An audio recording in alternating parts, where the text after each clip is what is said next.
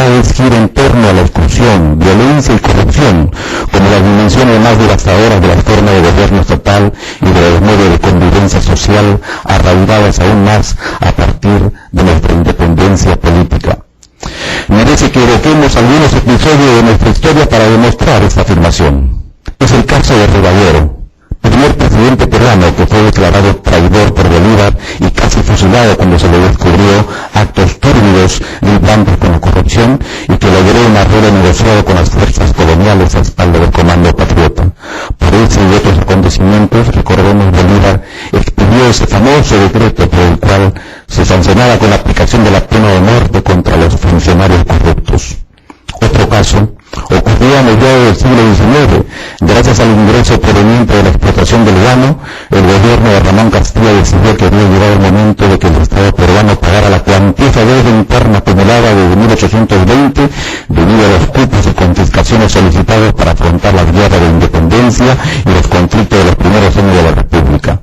Lo hizo a través de la ley de la consolidación entre 1847 y 1853, precisamente en el gobierno de Echenique, estableciéndose un padrón de acreedores del Estado con deudas que superaran los 20 millones de pesos.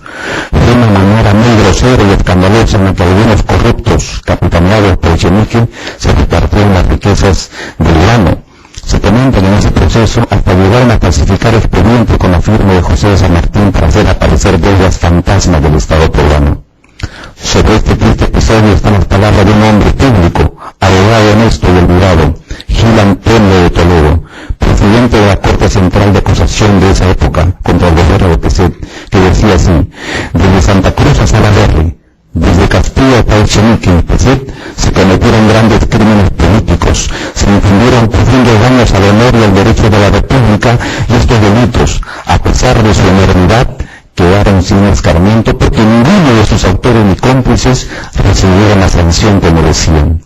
Como anécdota y clara demostración de que cuando la corrupción se expande, esta se inyecta transformando la moralidad de una nación, en su archiconocido diccionario de peronismos, don Juan de Arona incluye la palabra consolidado como peronismo histórico, político, fiscal, para referirse a los enriquecidos con la ley de consolidación de la deuda interna. Algo análogo se repite en los decenios de 60 y 70 y también con el pretexto de una ley, la de obras públicas de ferrocarriles y la expropiación de salitreras. Prácticamente a los actos corruptos y de manera muy incivilina se le dio carta de ciudadanía. En aquella época también se consagró la impunidad. Era el Perú en aquel entonces, como refiere Basadre, el país más impunista de América. Ya lo había dicho Piérola. En el Perú nada quita ni da honra. Y un gran periodista nacional de aquella época también, don Andrés Avelino Ramburí, decía que los peruanos estábamos acostumbrados al final de cada gobierno a bañarnos en las aguas del leteo para perder la memoria. Con ese concepto moral, daba lo mismo haber procedido bien o mal, justa o injustamente, o sea, existía ya una turbada conciencia moral. Resulta entonces que esa fue la conformación de la estructura moral, delimitándose seriamente todos los principios, conceptos e ideales que conformaran la moralidad. Todos esos vectores consiguientemente fueron deshilachándose. La moda, la permisividad, el relativismo son las pautas vertebrales básicas en las que los ciudadanos seguirán el destino de lo conveniente y incurrirán indirectamente actos de corrupción, existiendo una predisposición casi orgánica compartida por la mayoría de los individuos para facilitar la corrupción y estos queden impunes. A continuación, se repasan algunos dichos que desafortunadamente son frecuentemente escuchados en nuestro país y que constituyen claros ejemplos de ese reblandecimiento de nuestra ya precaria moralidad. Denunciar a los corruptos es actuar como delatoro. Muchas personas se niegan a denunciar a los corruptos porque consideran que haciéndolo actúan como delatores. Este comportamiento será, que duda cabe, moralmente cuestionable. Si los corruptos consiguen que las personas honestas no les denuncien, entonces la corrupción ha triunfado porque logra su mayor éxito, la impunidad. Y esa es la mejor garantía para que la corrupción se desarrolle y se expanda. Otra frase es aquella que se refiere al que roba pero hace obra. Muchos piensan que si el gobernante hace obras y gobierna dando muestra de preocupación por el pueblo, se le puede perdonar que sea corrupto. Esta forma de pensar también es cómplice de la corrupción porque se acepta la inmoralidad con tal de que el gobernante haga lo que uno cree que debe hacer, o incluso se aprueba porque sus decisiones implican algún beneficio. Hoy por ti, mañana por mí. Esta otra frase es tan conocida que incluso figura en un conocido vals criollo de antaño, y se utiliza cuando el funcionario público aprovecha el poder haciéndole favores a ciertas personas para que se los retribuyan. Es indudable que se está ante una forma de corrupción porque en el fondo se está beneficiando del cargo público para obtener claramente beneficios personales. Luego, entender el ejercicio del poder como un beneficio, como un logro personal o como un ascenso en la vida es verdaderamente una primera forma de corrupción porque se ejerce el cargo de manera esencialmente equivocada.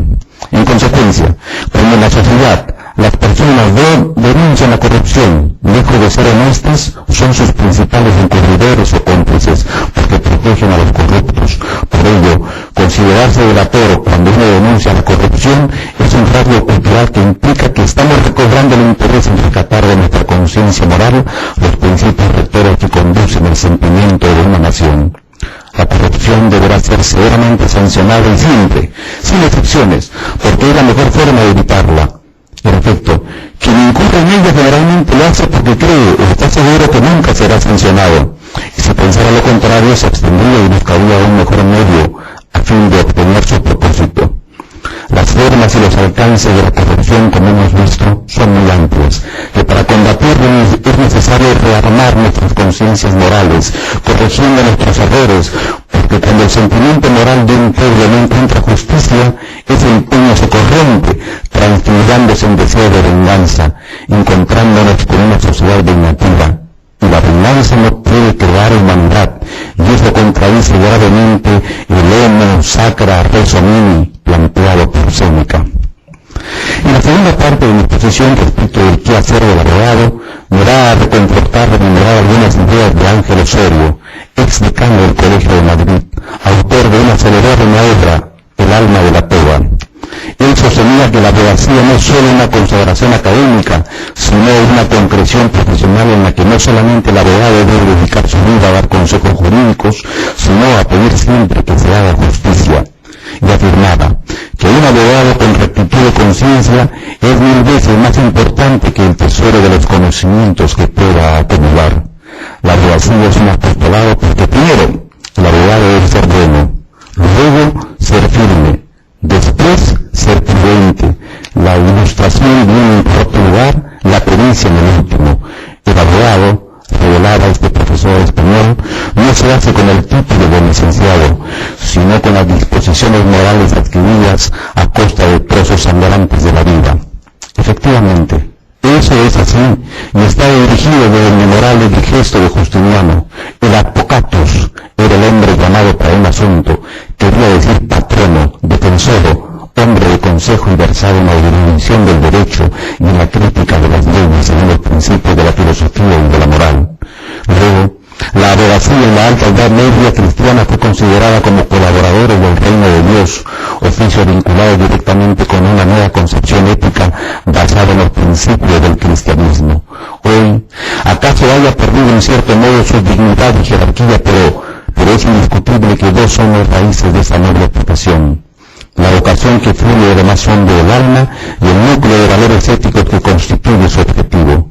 El factor objetivo de la profesión siempre ha estado constituido por ese mundo de valores que forma el contenido específico de su función, y entre los valores éticos sobre los cuales se inspira es el de la justicia, el valor fundamental que la determina en el complejo mundo del organismo social y le da por supuesto fundamento a su quehacer cotidiano.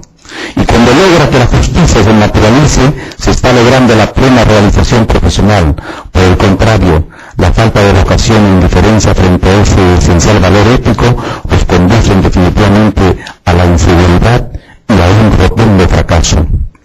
Por ese motivo, el auténtico hombre de derecho se ha caracterizado siempre por un constante afán de justicia, y eso lo podemos comprobar nosotros, los profesores, cuando penetramos en el alma de nuestros alumnos y generalmente encontramos en ellos que la justicia verbalizada, no procesada lógicamente de manera académica, es lo primero que está impreso en su carácter.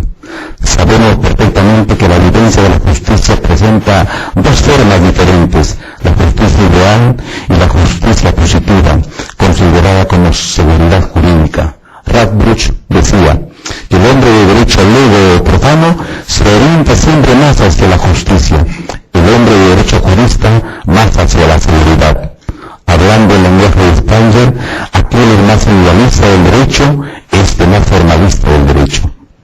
Ambas formas de justicia se complementan porque la justicia, como todos los valores éticos, presentan, como hemos venido diciendo, entre sus caracteres la polaridad.